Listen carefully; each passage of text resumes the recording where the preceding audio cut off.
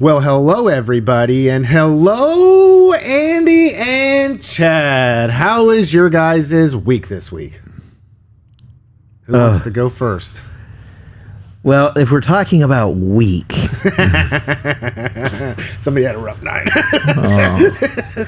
No, yeah, I had a really rough day yesterday. I mean, I really did. And I had to, it was one of those days that I had to start my work the moment I woke up, and I didn't stop until I went to sleep.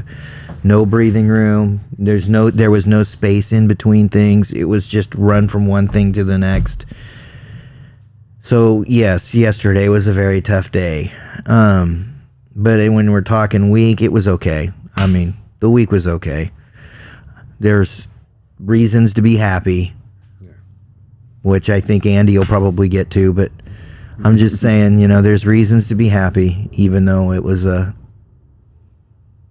really rough day yesterday. Yeah. Well, I think we got to remember something. And before I give it over to Andy, just Chad and everybody listening, focus on the good. Just really focus on the good. I think we all have a propensity to focus on things that are negative.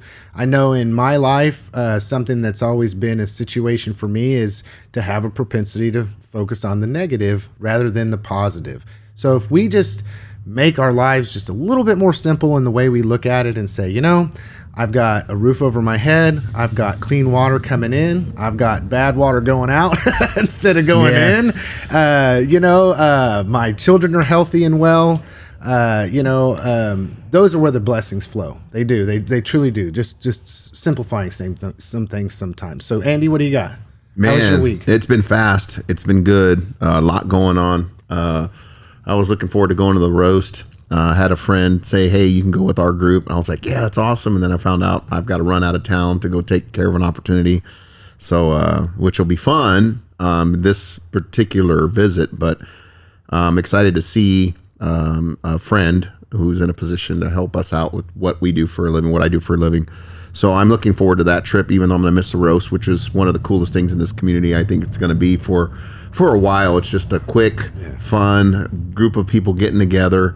I don't know if you want to call them the good old boys, the lunch bunch, whatever you want to call the group of people that just try to do fun things with each other and for each other and for the community. I know it's going to be fun. It'll be edgy. It'll be done in good taste. But, Rod Cry is going to get roasted. And I was really wanting to be a part of that, but that's not going to happen. But overall, that was the big kind of the downside of my week is I found out I wasn't going to be able to be there. But everything else has been good, man. I've got a couple signs we're finishing up this week. We've got a bunch of quotes going out this week. We've got some business in we didn't expect to have from phone calls that we didn't even have to fish for. Nice. That came in. So it's just like, overall, busy, but really good. Yeah. Very good. I'll tell you what, I'll make you a deal, Andy. I'll make you an offer. There's a reason I snickered when he said it's going to be in good taste. I'm going to make my debut on the ukulele. Oh, wow. That's I love it. And it's up to you, man. But, I'll take out a paint pen and sign it and date it and give the title of the song that I am performing that night. And for a donation to the Rotary, I'll hand it right over to you, and you can have a piece of memorabilia from the night. All right, man. We'll see what we do. Maybe we'll start a trend here. Let's see what happens. And speaking of the roast of Rod, a little birdie told me somebody's going to try to capture that digitally, so you might be lucky enough to see it even though you're not there. That's see awesome. How that works out. All right. That's awesome. My week was decent. I can't really complain. As anybody knows, as much as I love politics, that the Super Bowl of Super Bowls was last night. Every year I'm up till 2 or 3 o'clock in the morning, if need be, trying to just watch the results as though it's a game, a very, very slow game. If anybody watches it, you go along for a few minutes, and then all of a sudden there's a little bit. And then you go along for another, and it just continues. In fact, it's not even been completely done and over with. There's still states that have not gave 100% of their voter turnout. So we don't, we know some things, and we'll discuss that later on in the program. But first, I'd like to just start with some local stuff. And we had a viewer reach out and ask if we could cover on the program what was going on with the law enforcement here in the community yesterday, and seemed like there was a lot of hubbub and then a big boom. So Chad, what do you got for us on that? Let me start with the following statement. The truth is always stranger than fiction. Oh, wow. Okay? So... Well, can I tell you what I heard first? No. Too far down? Can I tell you what somebody told me that somebody else told them first? I say that because What I heard. when I showed up on scene, the truth is always stranger than fiction. So I show up on scene and I take a few photos of where law enforcement actually is, because the note went out that they were in the specific area, but I was taking photos of where they were. My primary objective at that time became to assist a St. Francis worker in the retrieval of a foster child who was living in the neighborhood, right? So when Police Chief Craig Dunleavy starts coming our direction, that's my primary concern. And Chief knows me well enough that he can just look at me and know, oh, I don't need to talk to him right now. There's something else going on. So he's walking up and he took a look at me, and the next thing I know, he's talking to the people that I was wanting to get some help for. Again, I wear like 1,000 different hats, right? And so I'm trying to juggle those. So as a juvenile intake worker, my primary concern is the foster kid. As a journalist, my primary concern is finding out what the hell is going on. That's some activity. Right? Yeah. So he gets that taken care of, and then I'm like, okay, Craig, what's going on? And he just looks at me and he goes, I don't know. I'm like, dude, you're chief of police. He goes, well, we don't really know what we're looking at. And I'm going, oh my. But my brain starts turning, and I'm going, this is what I see, right? And that's very important. This is what I see, because I can draw conclusions from what I see. And he then tells me a little bit about how they ended up where they were. And that how they ended up where they are, or were at the time, actually had nothing to do with what they were investigating. Truth is stranger than fiction. Interesting. Right? So here's what went down. I haven't been told that I can release the name of an officer yet, but an officer from North Newton attempted to pull somebody over, and I don't know why yet. I'm still waiting for confirmation on that.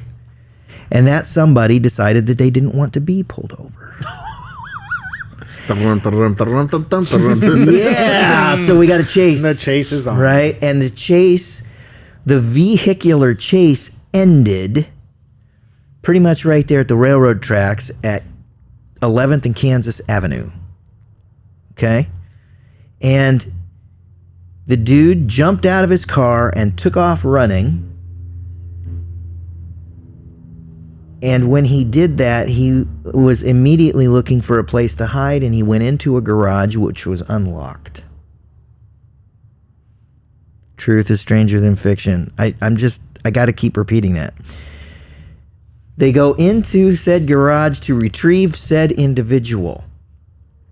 And that's when they discover things that they don't know exactly what they are, but they figure they'll have to call the bomb squad to figure it out. Dang. And somewhere between, and again, I don't have a confirmed final number. I mean, I might in my email, but, yesterday was run from one thing to the next. So, I can't sort everything out all the time. Somewhere between 50 or 60 explosive devices in the garage. Oh, gosh. Somebody's in trouble. One person who lives in that house has been arrested. At least at last check, one person that lives in the house has been arrested, and a second is being looked for. Okay, so again, it's really important, and I saw some people arguing about this on social media. I think it's hilarious who they were arguing with on social media. They were actually arguing with a Kansas Highway Patrol member. I mean, that's a dude who's in the know. Yeah. Okay, so no, this wasn't some situation where the Newton Police Department, which we're not involved in the chase, by the way, didn't plant a narc to go someplace so that they could go in without a warrant. That's not what happened, right? Interesting. It was, the fact that they found these things, it was strictly a coincidence. Absolutely. Okay? But they found them. And that's where the big boom comes in, because the bomb squad, and this is also very key to the understanding this situation, because all of the releases that were coming out from Newton Police Department, whether that be to us, to me, or directly to social media, we're saying there's no immediate danger to the public. That sounds kind of weird when we're talking about a bunch of explosive devices. But the bomb squad carried them by hand out of that garage. So we had an individual suited up that went in there to grab those things. Yeah. Holy cow. Yeah. And what a job. But they carried them out. They would not have carried them out if there was any doubt at all. Well, I'm interested in how this unfolds, because there's a part of me that has the question. Now, of course, I don't do it because I don't have the tenacity for that. But I know there are people that make their own homemade fireworks. So Sure. I'm not going to say that's what happened, but my question does become, are we looking at a domestic terrorist on the verge of... Well, that is a valid question. Something, or is it a situation where... I mean, Could be that innocent. Yes, I mean, you are definitely asking a very valid question, just because of the sheer numbers. What was it they intended to do with these things? probably sell them so they could pop them off on the 4th of July. And it's not funny, folks. I'm not saying it's funny, but I mean, technically, or you know what? Maybe, I mean, like, let's get real, okay? You can buy tannerite legally. Yeah. People You go can. out and they've blown them up. So, shooting them, so what if somebody says, let me know the next time you're planning. I want in on When that. we do our bonfire, we'll do it. Yeah, I want in on that. But you know, there pretty could, cool. there could be that somebody saying, "Well, I'm gonna strap this to that and strap this to that," and then somebody that knows in the know gets in there and says, "Well, that's tannerite, you know, unless it's hit with a pretty heavy projectile, it's not gonna explode.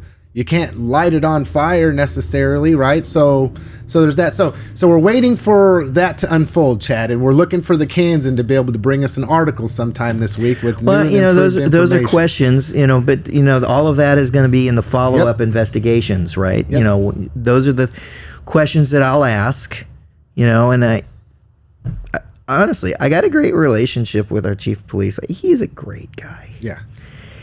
We got some rock stars in our law enforcement. and without trying to be too ranty and too jerky about it, all you YouTube conspiracy theorists that labeled him as a crisis actor during the Heston shooting, go to hell, all of you. He's a great guy, and he's a police officer, and he is, Salt to the earth. Good man. he is a great man. Newton's lucky to have him. Yes, I'd walk a lot of miles with him at my side. I really would. And so we have a great relationship, and those are questions that I'm going to be asking, right? As this investigation unfolds, dude. If you figure out what these were intended for, I think it'd be great to know. Yeah. I can't wait to see that unfold. And I can't wait till you bring it to us, because there's so many questions I have right now. Oh, I'm It's sure. like, As wow. everybody should. Everybody's asking questions. And What's going on? But And, don't over for all the speculate. nervous. Yeah. Exactly. I got a good know. story about that. Right. We were on a message the other day where my mind started going crazy, because you see something and you think it is what it is, and then you get more information later, and it could have been manipulation still, but I doubt it after hearing the whole story. And basically, someone was pulling signs yesterday. We all know what happened there. We got a text message between friends. And she got caught. And she got caught. And it really is an old lady trying to get signs for her flower bed because it's a good base for it and all this stuff. And I tend to believe that in this situation. And at the end of the day, it's like, but your mind starts going so fast in so many directions because your first initial reaction is to start creating a narrative to fill in the gaps without all the information. So what you do is unpack that for us, and I'm looking forward to seeing I wish my mind is creating all kinds of conspiracy theories right now. There we go. We got the culprit, the new science stealing culprit. Exactly. And with that situation, I wish she would have waited until like Friday afternoon. She was out there on election day. In broad daylight. Probably not the smartest decision for timing, but and and my question was, why did you only have mostly one candidate sign, and then one other candidate, from what I understand? But anyways, we'll just let that go. It would go to, I mean, I'll play the advocate here. It would go to the material that it's being made from and the size. And so, candidates tend to be pretty consistent with those things. So that would be why. I mean, straight up, if that's a big flower bed, bro. Yeah. Hey, I guess you could cut it down. So here's a let me send a message to Stephen Owens, who was the victim here, right? So Steve, if you're not going to reuse those same signs, right, that she was taking, and you have no intention of reusing them, and you're trying to figure out what to do with them, drop them off in my front yard. Because they will make great bases for my raised bed gardens. They're the right size. That's what she was using them for. That's the size I built it for. Interesting, right? I mean, straight up. And she's probably legit. But the other part of that message is that not only that situation, but a letter to the editor that he wrote that's going to appear in our Thursday edition shows the mettle of the man. Okay. Because he could have come unglued, and he could have insisted that she be arrested, and he had every right to just go nuts on this woman. But instead, he chooses the other path. He chooses the compassion. He chooses to try and understand what the heck is going on, and when he finds out what's going on, he's like, "Really?" I'm not surprised at all, not even a little bit. And I'm not either, because he has demonstrated to be that kind of human being before. Yep. But even like sometimes I said, when maybe he shouldn't, I've seen him have grace for people where he should put the boot, and he's usually deferred to not doing it. So and just so to give everybody a window into why I say yesterday was so awful, because it would be very easy to point at me and go, Trump won. He's probably I'm upset about that. I'll be honest, I'm very upset about that. Just a little bit. But that has when you look at my list from yesterday, it's kind of down there a ways, because so we've got a bomb investigation going on, and I knew the moment I walked away from there and after what Craig had said to me, that's what was going on. But I couldn't say that, right? I can't say that. I can't verify it, so I can't say it. But I knew that's what was going on. And then my phone is blowing up over these political signs being stolen.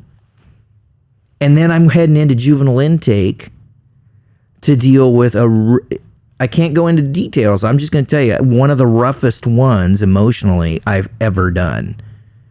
All of that. And I get all of that cleared up, and then it's like, I think I have 10 minutes for dinner, and then I got to go cover an election.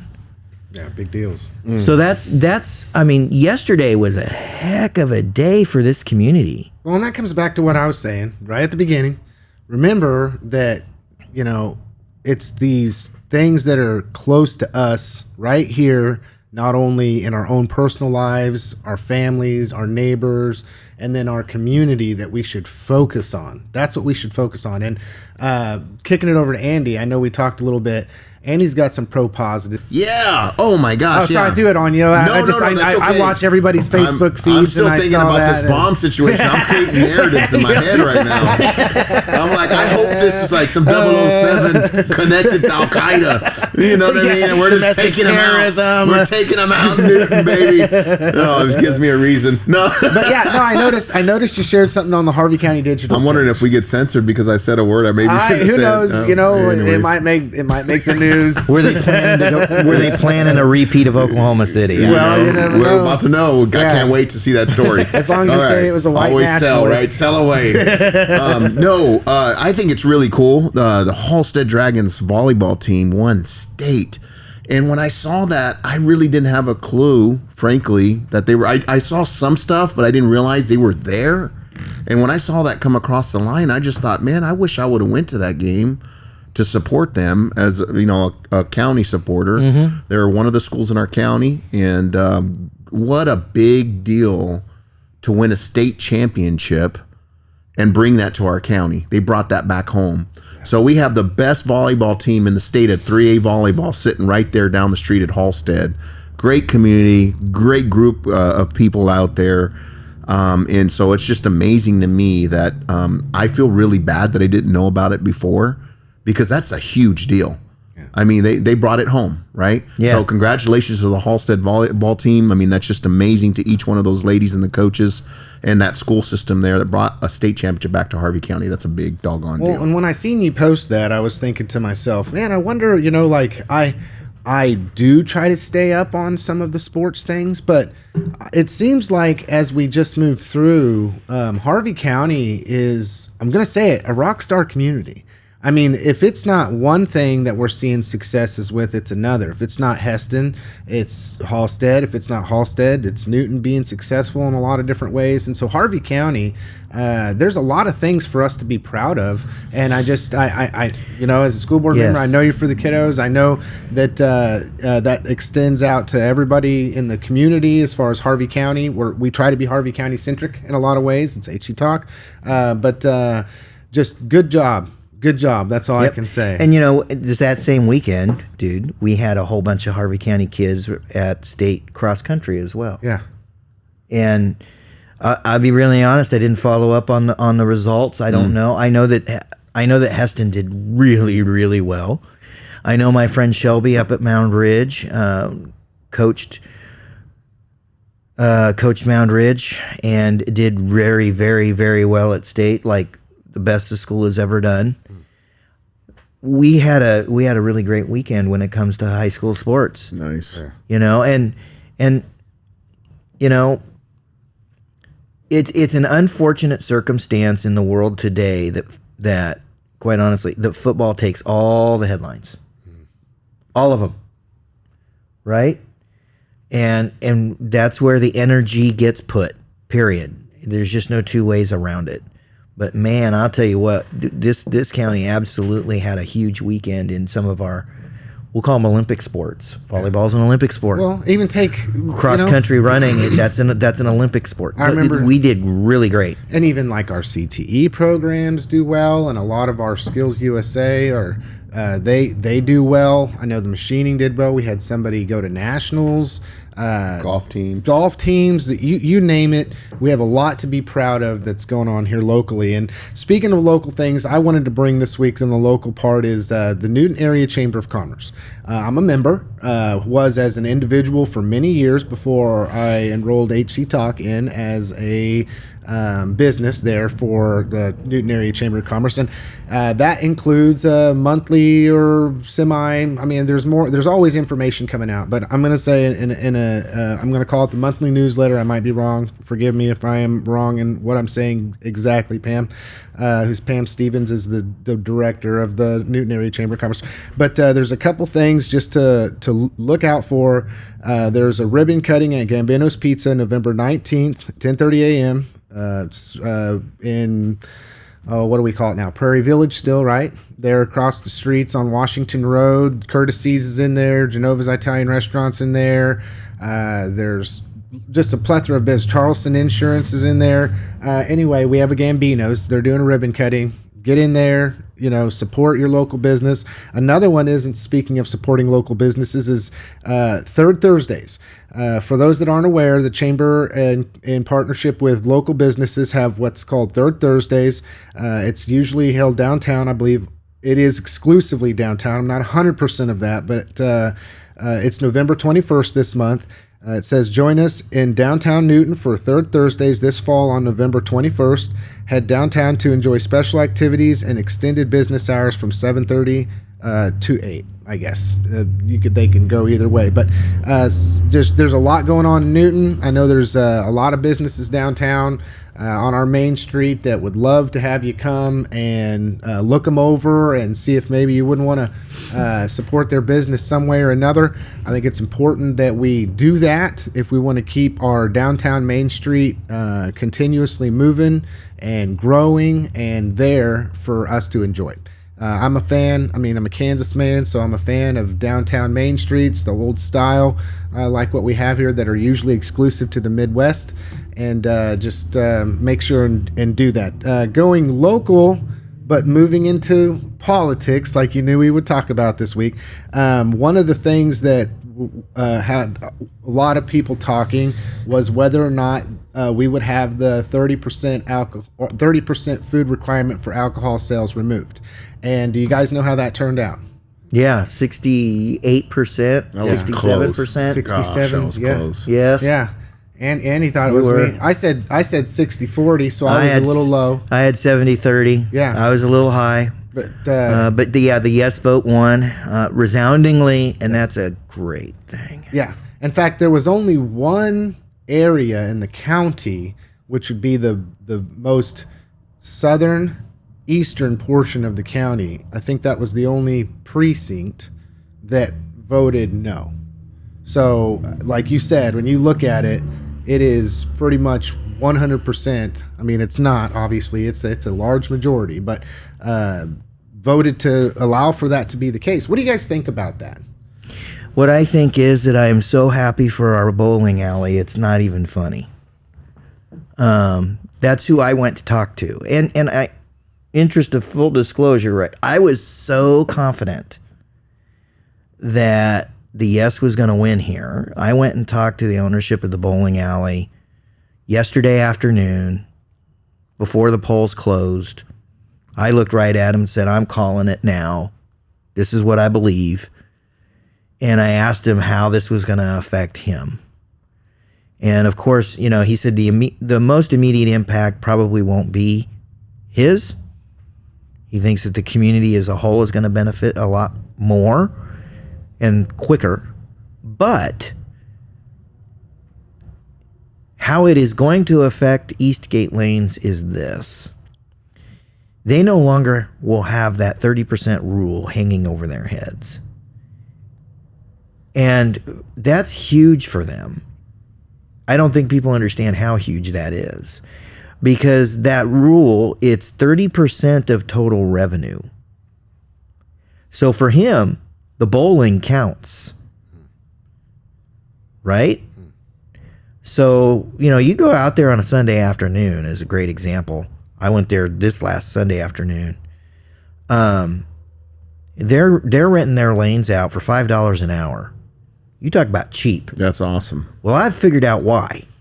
It's pretty easy to figure out why that is after talking to him. I never even had to ask. Profit margins are in the back. It's profit margins. Mm-hmm. And so on Sunday afternoon, you've got that place full, and it's full of families. And it's full of families because they want to make use of that $5 an hour, right? So me and my son were there for a little over an hour, and we paid $10.38. Okay? We were very rare in that we actually ordered some food. Well, bowling is counted in that total revenue number. So all those people that are out there on Sunday afternoons that aren't ordering food, they're not doing anything to help that 30% line. It's not all about the beer for the bowling alley. It would be an interesting deep dive on that too, because I wonder how many businesses that has affected that we've seen come and go. Right, and so, but here's the big reason that I'm so excited. Mitch has tried to expand that place. He got a set of bids to put in a little bit bigger kitchen with some more seating for people who want to eat and a bar. His words to me were, you know, we got a bid, we didn't like it. We actually hated it. Mm. And so, you know, and then on top of that, he had that 30% rule to think about. More people means more bowling, more beer being sold. That means he's got to figure out a way to sell more food, a lot more. And he's been running somewhere around 33% on that line. Too much risk. Big risk. Because what happens when you go outside of that 30%? Well, we watched You're not compliant. We watched what happened down in Reno County in Hutchinson, you know. They had to do a flipping hot dog drive and sell hot dogs for $1 on the street to try and make sure that they got above that 30%, or they were going to lose their license. And that was a brew pub. A brew pub loses liquor license. What happens to the brew pub? business. It's gone. Right. Right? And in Mitch's words, man, if you're a bowling alley, you got to have beer. I mean, seriously. For sure. Right? So Well, at least the opportunity So for I am people that want to do super it. excited I mean- because that whole expansion thing, it's back on the table. It was gone. Just because, you know, number one, he got bids that were just ridiculous, and number two, he had to deal with that 30% thing. Yeah, you make that kind of investment. And there's a it's just huge risk after that big investment. But get rid of the 30%, which is now happening. Yeah. Expansion's back on the table. That's why I am so excited that the vote went yes. Yeah. What do you think, Andy? I think I have it. I took a snapshot of it. I did say 70-30. And then you guys did what y'all did, and y'all came in all around me. 67, Chip Westfall. He just Nailed it. cut me underneath. And then Andy Harder went 71. He just trapped me in the middle there. But and there was somebody in here that actually I think nailed it. But anyways, at the end of the day, I think it's great for that business and other businesses that will be able to pencil out a model to bring to us now that we have that opportunity. Because there are people that look at things and it just doesn't make sense financially, and there's too much risk, so they're not going to make that investment. And when you get people that are able to do creative things like that, it brings us those spaces that some of us want to go to. And I would love your suggestion to have a little celebration party at the bowling alley. One, to support the business, and two, support the win for the community, and just a little more liberty out there for people to make decisions and create businesses and opportunity spaces for us to gather in and humanize each other. So, and yes, when I go bowling, I usually buy a couple pitchers of beer, you know. So I need to for go me and bowling you. with this guy. No, that's just for myself.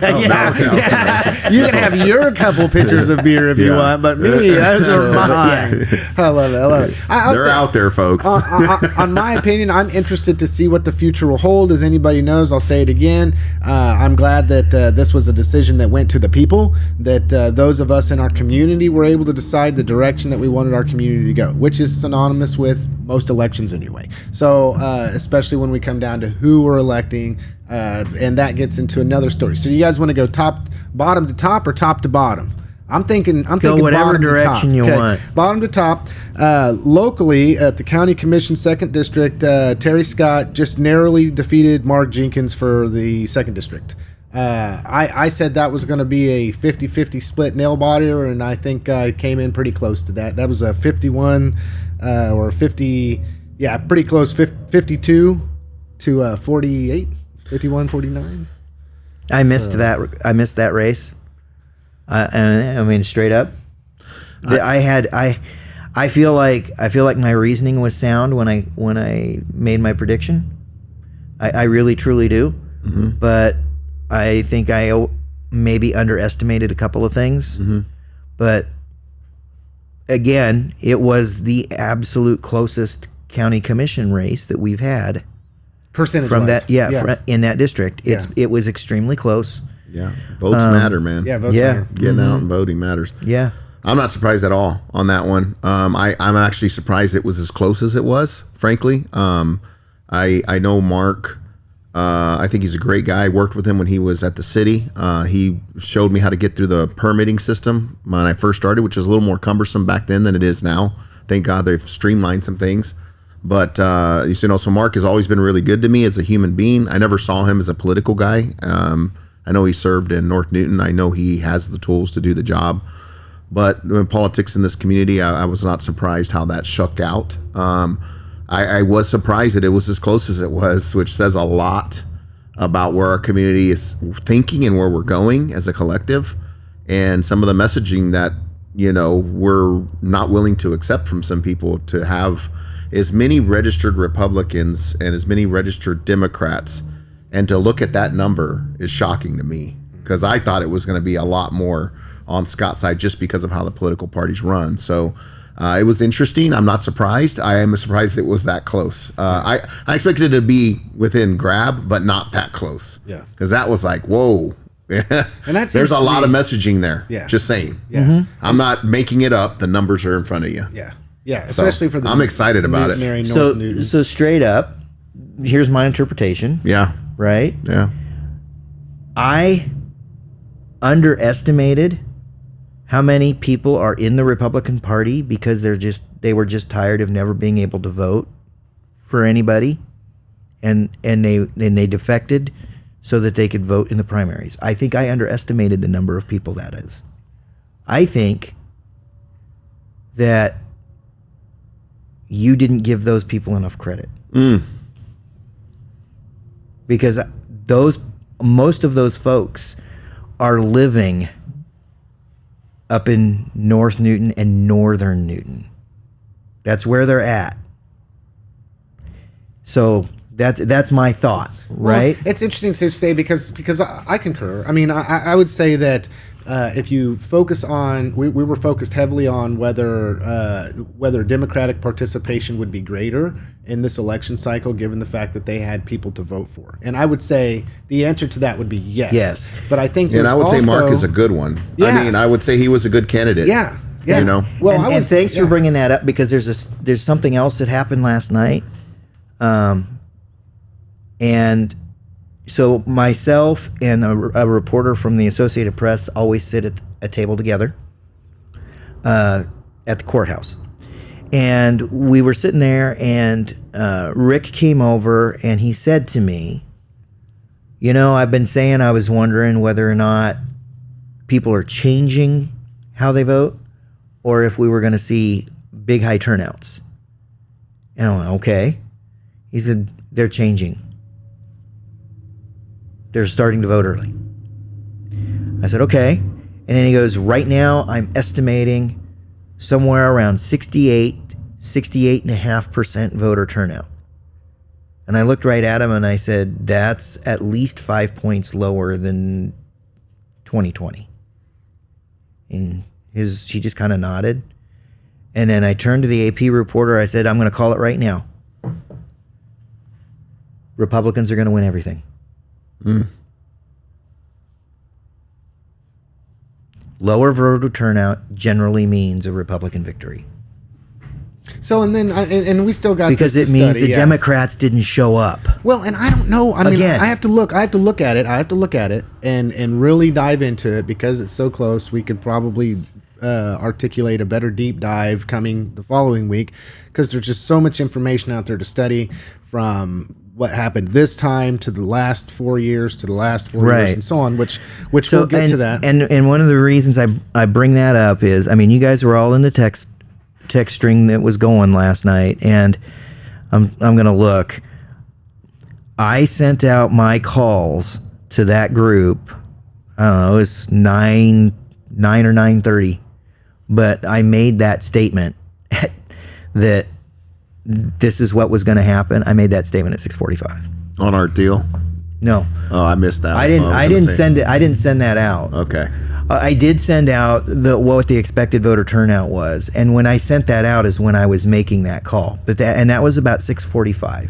It was shortly after I got to the courthouse. Yeah, and okay, so moving on to the other district, District 3, Don Schroeder absolutely ran away with it, almost 80% to 20% over Richard McDiffett, who's the Democrat.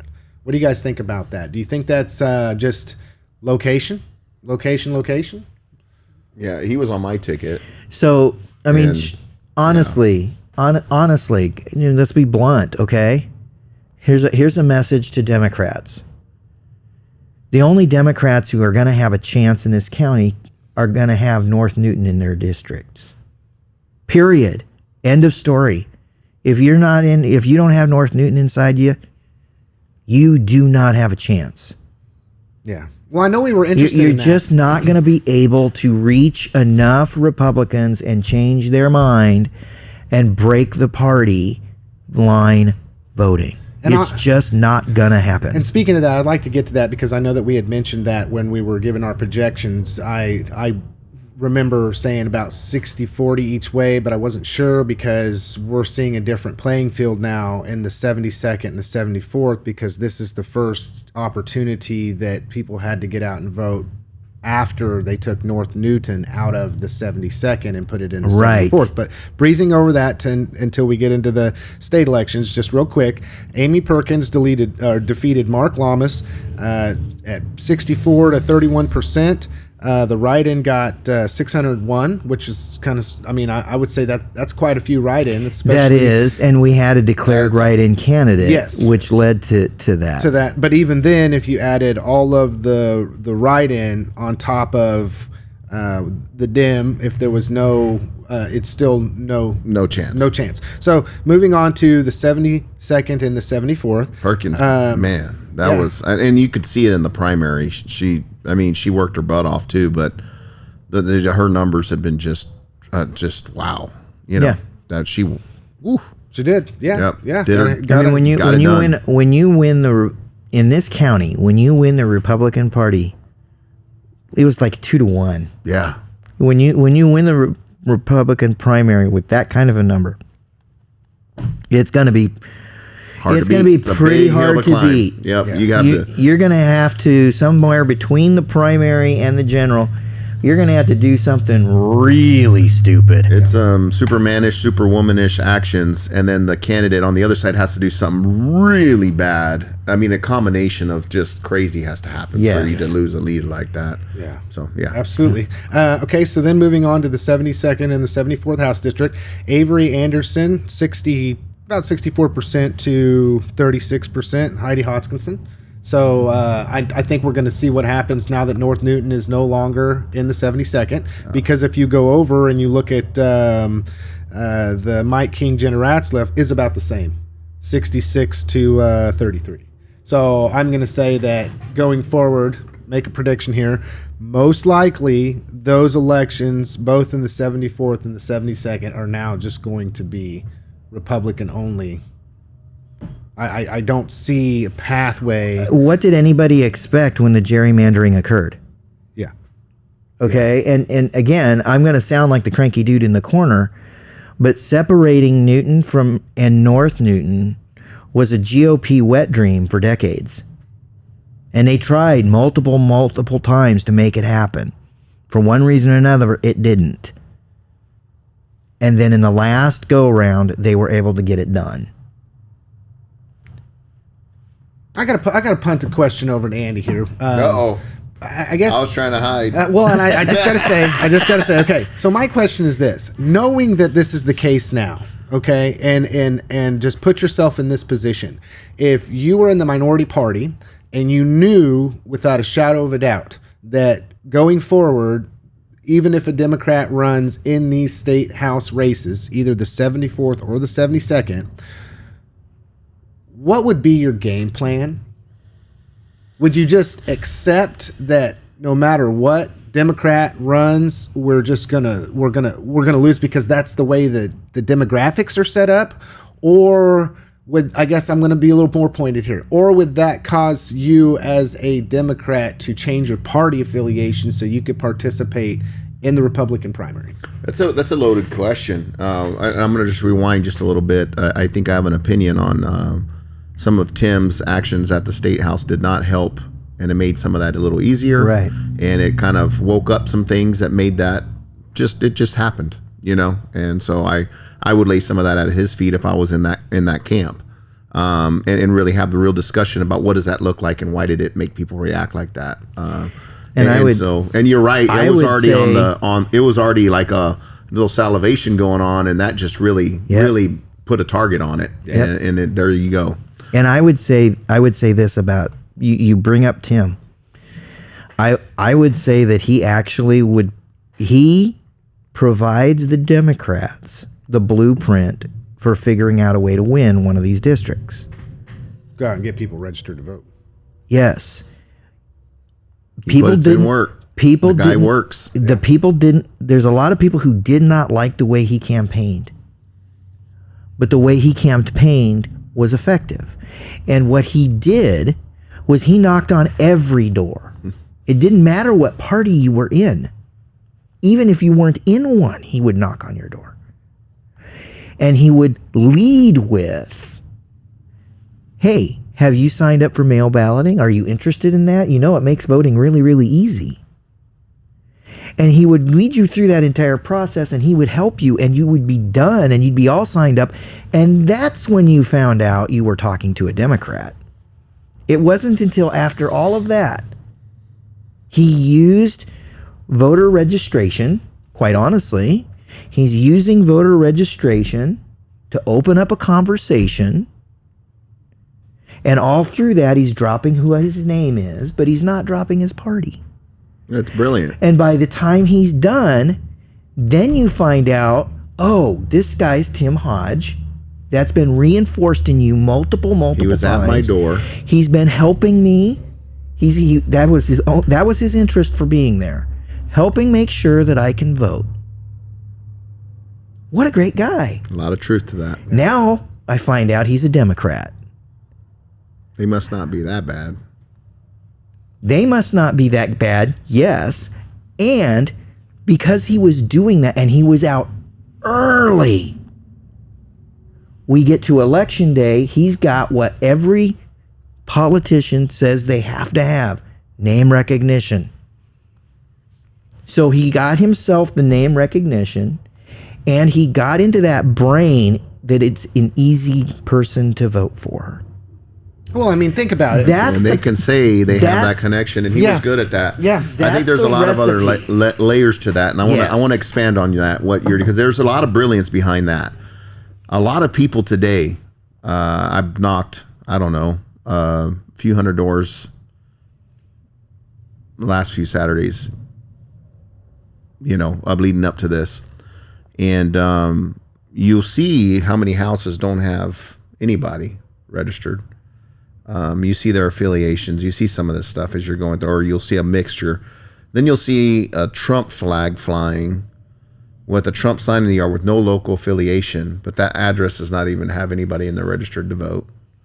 You see just interesting things like that, right? You won't realize how many houses have a husband and wife that are Democrat, Republican, or somebody that leans one way or the other, or 4 of these and 1 of these in the same house, right? You start seeing this stuff. Yep. And it makes but you look at everything in between that you're not touching, and you realize a lot of those people, if you were to knock on their door, don't even know the difference between a Democrat or Republican. You're just a guy that showed up to have a talk with me, and I know there's a lot of stuff going on politically, and you seem like you're okay, and you've taken time to come see me, and out of 50 doors you knock on in Newton, Kansas, 38 of them are going to be pretty inviting and reasonable. You'll have a few that don't want you there, but for the most part, most people here are reasonable, as long as you're not knocking at 8 o'clock at night, right?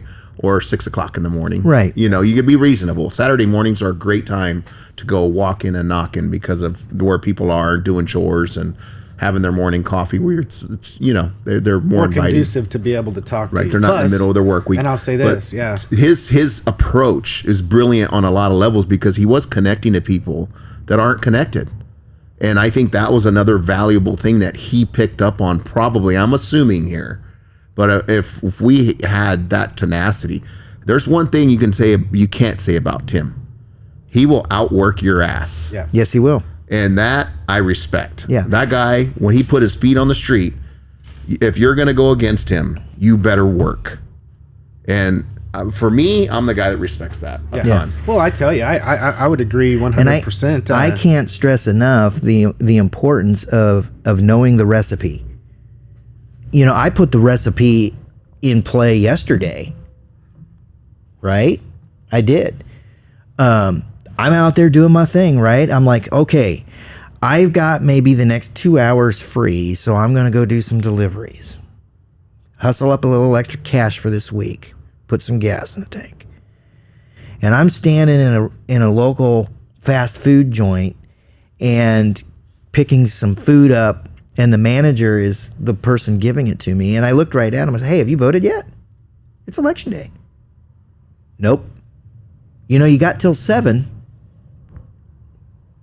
And he goes, yep. Are you registered?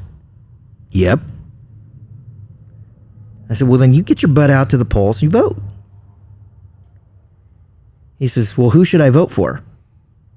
I don't care. I mean, that was my answer. Yeah. I don't care. Yeah. Go vote your conscience. Just go vote. He says, why is this so important to you?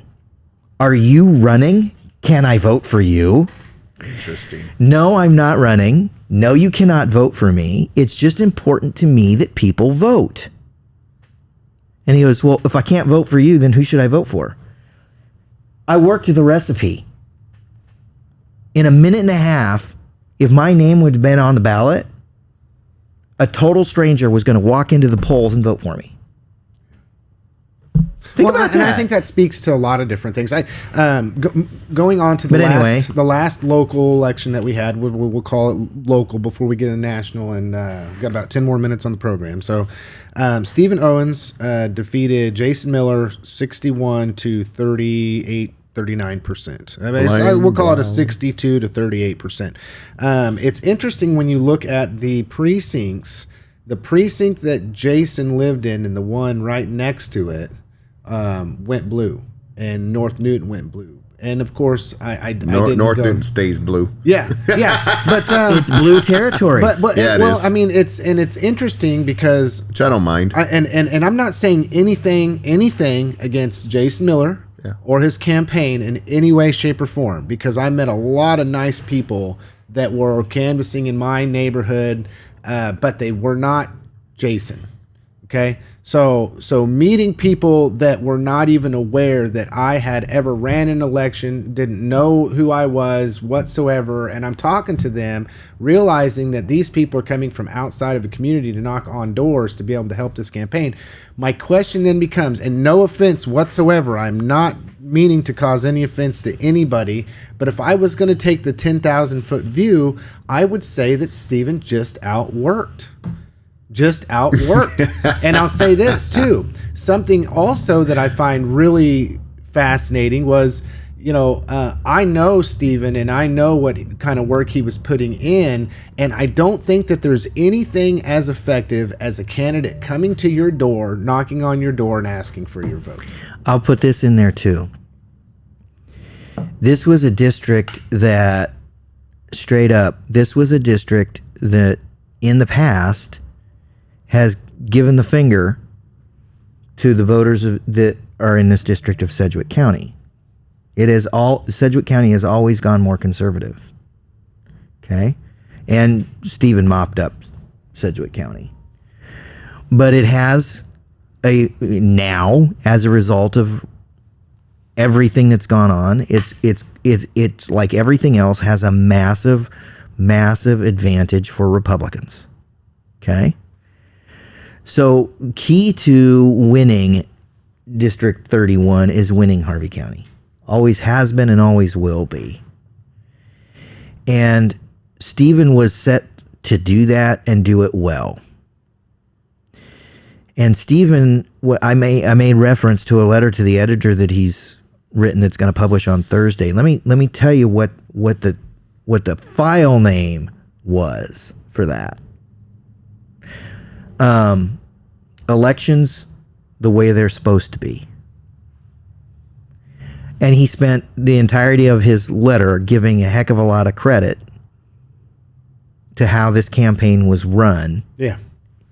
By his opposition. Well, I'll tell you, the only mudslinging that happened here locally was during the primary between, well, I wasn't throwing any mud. But there was plenty of mud in our primaries. Let's just say that. But I got hit with a little mud in the primary. Jason Miller ran a clean and a good campaign. All of them did. All the but Democrats. at the end of the day, that's just not enough. Yeah. But it sets a precedence, and hopefully the precedence that it sets is that locally, when we are having these elections, it's I would say it's comforting to know that there were those in the Democratic Party that were actually running campaigns of integrity and character. Sure. So I would love throws to it call back to that. I'm us. going to give a shout out to one of my guys. I would love to call that the Steve Kelly effect. And let's just brand it now. When you're a classy, above board human individual who refuses to attack somebody and just wants to win on his own merits, that's a Steve Kelly campaign. Yeah. And that's the that Kelly type effect. of, that's We'll the call Kelly that the Kelly effect. effect. And so I think Jason Miller and Steven did that. They ran that way. And so, yeah, that's really cool to see. And I'm glad that there's something out there going out there to send a shout out. And not just because Steven won or anything like that, but because Jason did. You know, he said his stuff, he said his piece, but he didn't attack personally, which says a lot about humanity there. What I would say he didn't do, or what I would say Jason Miller did not do, was he did not find a way to reach across the aisle. And straight up, again, you know, I repeatedly on this program say I've got a message for Democrats. That's a message for the Democrats. You guys got to figure this out. You have to. Okay? The numbers are what the numbers are. You have to reach across that divide. If you can't, you will lose. The same is not true for the Republican Party. Oh, agreed. 100% It's agreed. because the numbers are what the numbers are. Yeah. Was I surprised to see Steven win? No. Did I call his win? Yes. I called it a week ago sitting here. I called it again before the polls closed on Tuesday. Even though I couldn't officially do it, I had called it. So congratulations to Steven. And straight up, dude, it doesn't matter what I voted in that election. Okay? And Steven knows it. He knows what my big difference with him is. He knows it. Yeah. And he respects it. And quite honestly, that's the secret sauce for him. Because that's the kind of dude he is. That's his secret sauce. He's going to be really, really, really hard to beat, and it doesn't matter what he runs for. Yeah. Yeah, Steven's a great guy. Yes. Absolutely great human being, type of human being we want elected to public office. I can say that. We were going to cover a lot of stuff at the national level, but we are running out of time. And you don't want to see me go batshit crazy. And you know what? And I'll say this. Look, I don't next know week, coffee cups coming this way. Let's say this, because I had some more stuff I wanted to cover too, because there was a lot of exit polls that were taking place, and it kind of paints a picture of why people voted the way they did. But obviously by now you know that Donald Trump is our president-elect. It's interesting that he went from 45th, skipped over 46th, and now he's the 47th. But I will say, interestingly enough, that there's a lot of history that was made out of that. And I think we can unpack over the next week, and as more information comes out, I think we can look at it and we can give a better consensus. But I know another major thing that took place was, even though all these races aren't called, the Republican Party did pick up the majority in the Senate. So as last I saw, it was 51, and so that's going to just speak volumes to what kind of legislation can get passed. Right now in the House, I think that's still being determined as of recording time. So we might get out of here and find out more information. But because of that, I think it's best if you guys are okay with it, just to wait until next week. But obviously the news is in. Trump is our president. It's a Trump-Vance train, if you want to call it that. There was a lot of swing states, and it appears that the Trump campaign is going to take most all of the swing states at this point in time. At least they're leading in his direction. So I really want to next week, we're just going to, if you catch the program, we're going to focus in on that. We're going to be able to just have more of our thoughts together, and all three of us are going to bring a little bit of research to it, because it's just too early right now to be able to get I like that. the kind of information that we need to get. So we can have a tough discussion with some information, challenge each other a little bit, push the edges a little bit, but be respectful. I think we can do that. Yeah. It'll be fun. So look forward to next week's program. Quickly, guys, we're up against the thing. 20 seconds or less. What do you got, Chad? 20 seconds. Newton High School play is this weekend. Okay. So there's an entertainment opportunity out at the high school. Always something going on. Andy? Have a great week, everybody. Okay. I know I'm going to get out and work hard, and just want to say a little shout out to Steven. Proud of you, dude. And the hardest worker I know. You're right, Chad. He's going to be a very hard person to beat in anything he does. And he's legit just a good human being. He may think and have different philosophies than some people, but he's always willing to listen. And I'm super proud of that race and super proud of him. And I look forward to seeing him serve us for the next 4 years. So we stayed all local this week, everybody. Just remember this, and I'll say this again. Politics is not the all in all, okay? We don't live and die with politics. We have friends, family, neighbors, love on them. This was a very contentious election at the national level for sure. We didn't watch a lot of that trickle down locally, and I'm thankful to live in a community where most of the politicians or most of the people seeking public office to serve took the high road. So we'll catch you next week, everybody.